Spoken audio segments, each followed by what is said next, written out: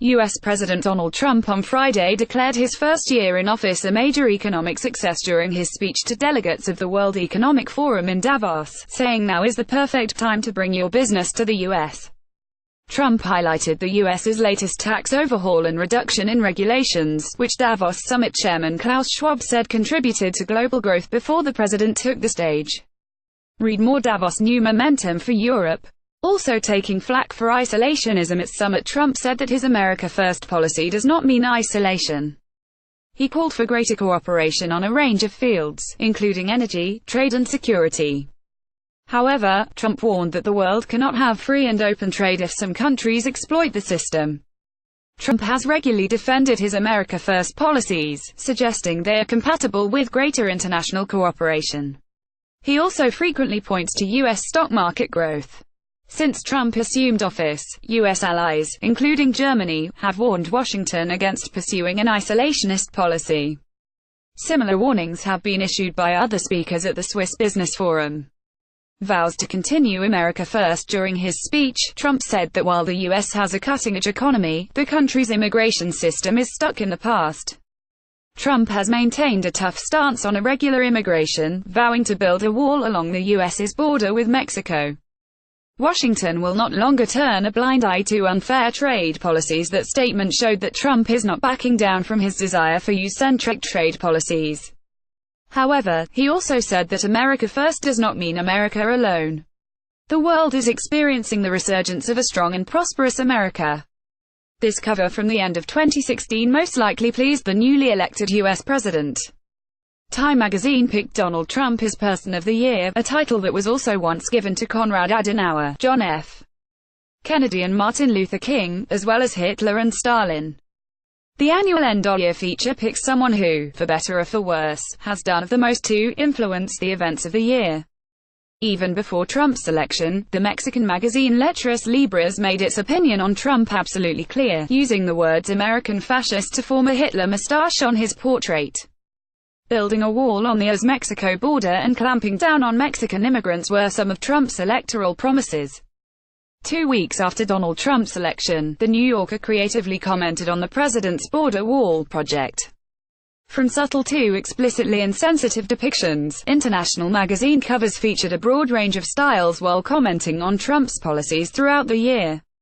Renowned for its confrontational style, Charlie Hebdo also took on the newly elected U.S. president.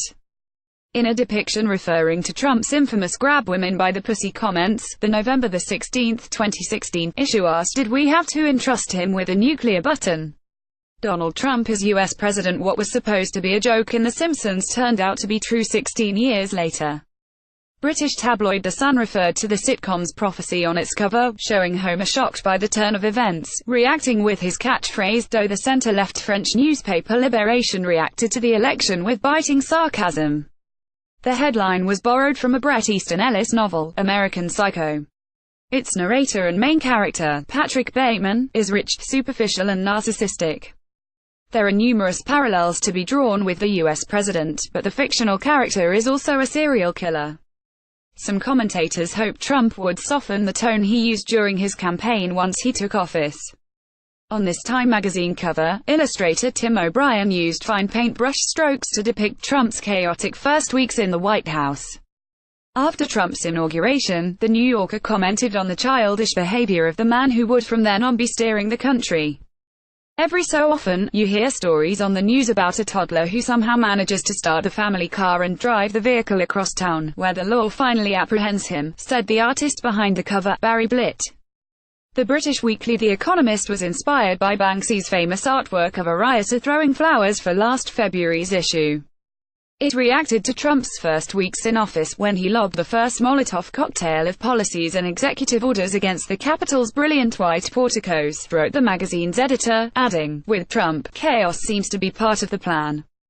A cartoon figure of Trump holding a bloodied knife and the Statue of Liberty's head, the cover of German weekly Der Spiegel, made headlines worldwide. It reacted to Trump's America First policy and his threats to democracy, including his executive order to bar people from 7 Muslim-majority countries from entering the country. The cover divided opinions within the country and abroad.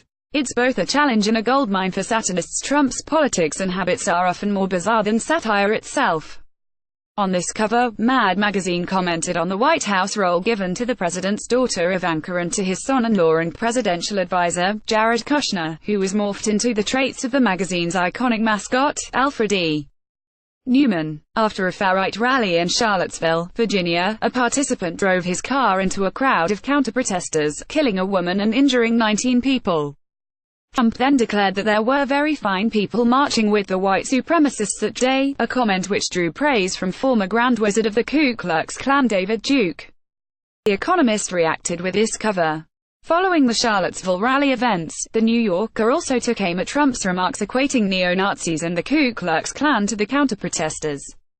President Trump's weak pushback to hate groups, as if he was trying not to alienate them as voters, compelled me to take up my pen, said artist David Plunkett of his cover, entitled Blowhard. The German weekly Stern went one step further by unsubtly portraying Trump draped in the American flag and giving a Nazi salute. The cover story was headlined Sein Kampf, His Struggle, a play on Adolf Hitler's infamous Mein Kampf book. It drew sharp criticism from the Central Council of Jews for belittling Hitler's crimes. Misappropriating Nazi symbols is taboo in Germany. In early August, Newsweek magazine depicted Trump as a fast food eating, bored TV junkie, descriptions also found in the book Fire and Fury. Headlined Lazy Boy Donald Trump is bored and tired. Imagine how bad he'd feel if he did any work. The issue also pointed out that during his 6 months in office, he had spent 40 days at golf clubs, but had seen 0 pieces of major legislation passed. Trump likes to describe any media criticizing him as fake news, but he's also renowned for his own twisting of the truth. This fake Time magazine cover praising Trump's TV show The Apprentice in 2009 was framed and on prominent display in at least 5 of his golf clubs. When the story came out last June, it felt like the perfect embodiment of Trump's narcissism and lies. Twitter went wild after the fake Time magazine cover story came out. Thousands of memes poking fun at Trump were created using the magazine's iconic template. This one photoshopped the Person of the Year issue to turn Donald Trump into the Russian Bride of the Year, commenting on Trump's questionable Russian ties. Author Torsten Landsberg e.g. have other U.S. presidents visited Davos summit. Trump is the second sitting U.S. president to visit the Davos summit. Bill Clinton was the first to do so for the forum's 30th anniversary in 2000. However, the late Ronald Reagan had participated via video link in the 1980s. Read more. Globalization. Even Davos gets the blues. What did Trump say about security? Trump claimed that the USIL coalition against the Islamic State militant group had retaken almost 100% of the territory once held by these killers in Iraq and Syria. He called on countries to continue to pressure North Korea to end their nuclear program, while reiterating his call for other countries to contribute their fair share towards global defense. How did the audience react? While his speech received applause and laughter at times, there was a moment when Trump reportedly elicited boos. After saying it wasn't until I became a politician I realized how nasty, how mean, how vicious and how fake the press can be. LSMSHAFP, app, DPA.